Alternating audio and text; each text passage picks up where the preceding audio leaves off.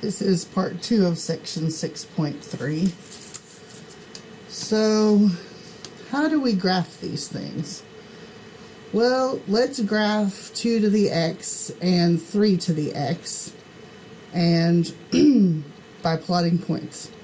So, if we do 2 to the x, we have 2 to the negative 2, which is 1/4. 2 to the negative 1 is 1/2. 2 to the 0 is 1.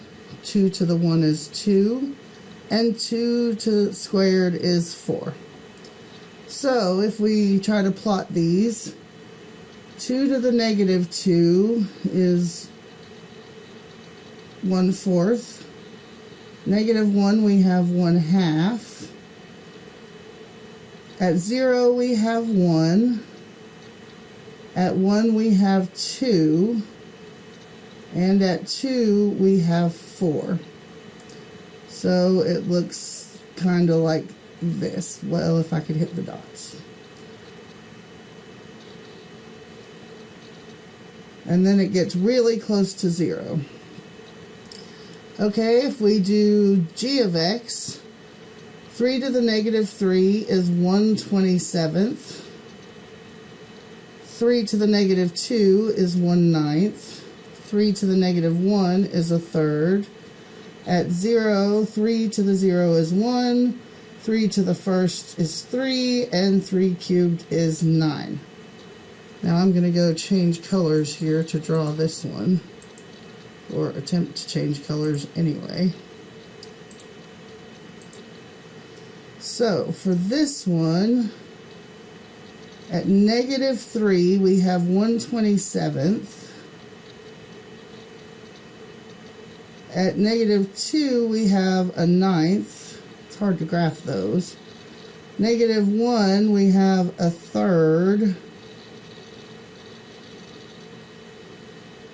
Okay, we have the same point, 0, 1. At 1 we have 3. And at 2 we have 9.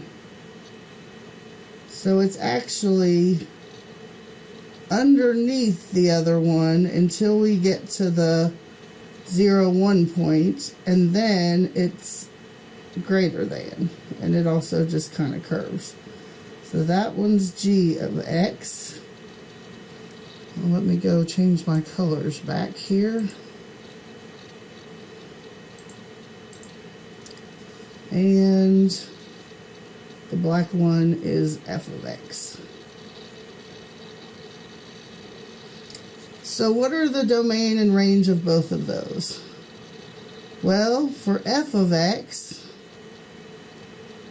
x can be any real number, so negative infinity to infinity. And the same thing is true for g of x. Its domain is also negative infinity to infinity. Can y equal 0? The answer is no. And that's because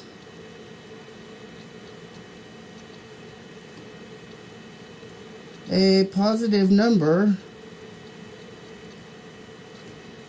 raised to any power is still positive.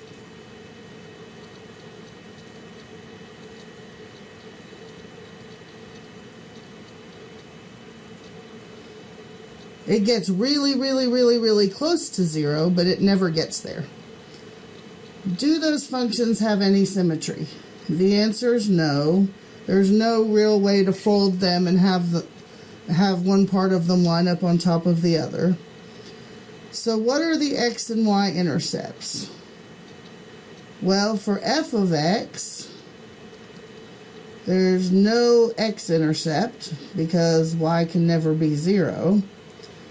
And the y-intercept is 0, 1. And for g of x, it's exactly the same. There's also no x-intercept for the same reason that y cannot be 0. And the y-intercept is again the point 0, 1. So both of the functions increase as x increases. What does that mean? Well, it means as x gets bigger, y gets bigger. Which function is increasing faster? Well, if we did the ratios, we would discover that g of x triples for every 1 unit increase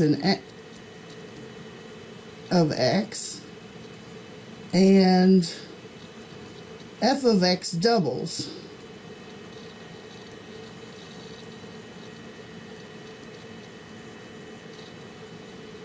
So that means g of x is increasing faster.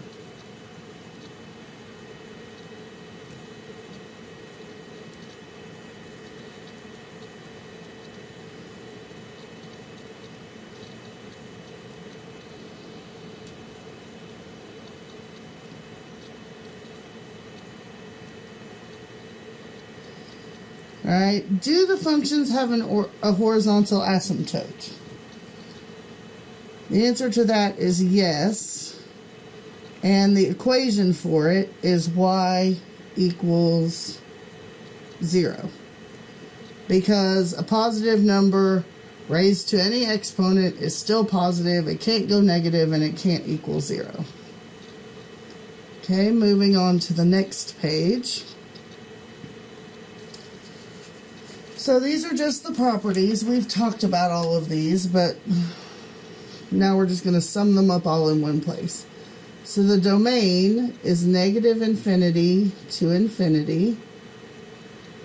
The range is positive real numbers, or using interval notation, 0 to infinity, not including 0. There are no x-intercepts, and the y-intercept is 0, 1.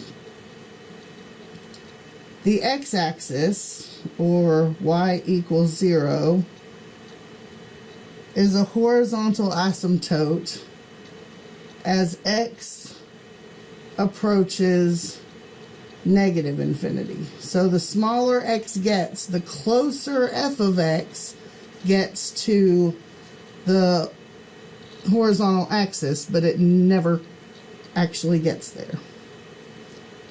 If f of x equals a to the x, and a is greater than 1, then we have an increasing function. And the graph contains the points -1, 1 over a, 0, 1, and 1, a.